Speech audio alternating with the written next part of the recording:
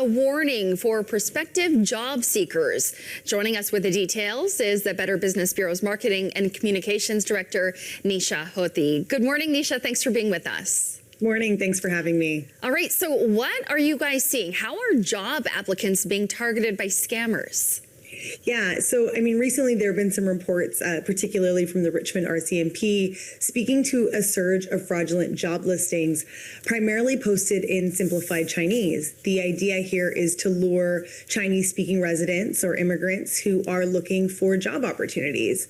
What you're seeing here is that those applicants are going to share personal details, perhaps a SIN card information, address, etc., and or pay upfront fees for training purposes and then be caught in a scam. It's a bit of a bait and switch tactic.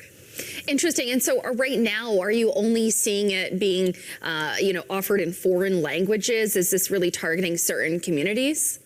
It often targets vulnerable communities, and you can see it in different ways. So this is just what's been happening more recently towards the end of the summer, but you'll see them towards students, towards immigrants, towards vulnerable populations. You'll see something like a training fee. So for example, you're promised a gig, they make an offer letter, they send you a check for training costs. Now that check is likely going to bounce, and there's going to be an overpayment. So they'll ask you to pay it back.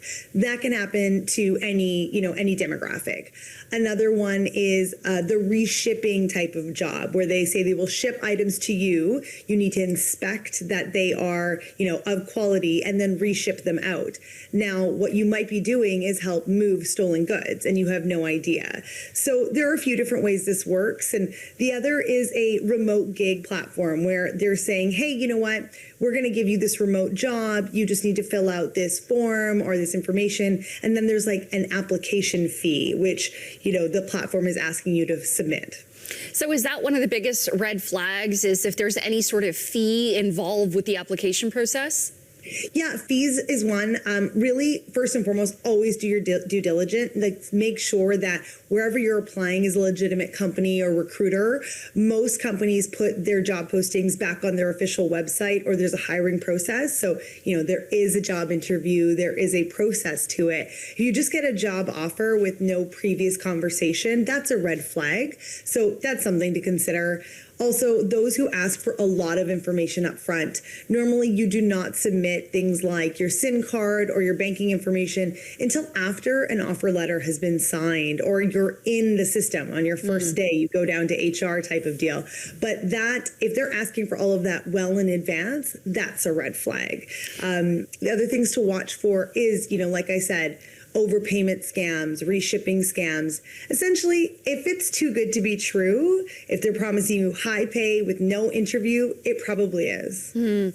For people who may have been victimized by these types of job scams, what should they do? You should absolutely report it to the Better Business Bureau's Scam Tracker tool. This is how we can evaluate if something is on the rise, if it's happening more often, if it's targeting a particular demographic, such as in this case. Also to your local RCMP, because, these are fraudulent cases.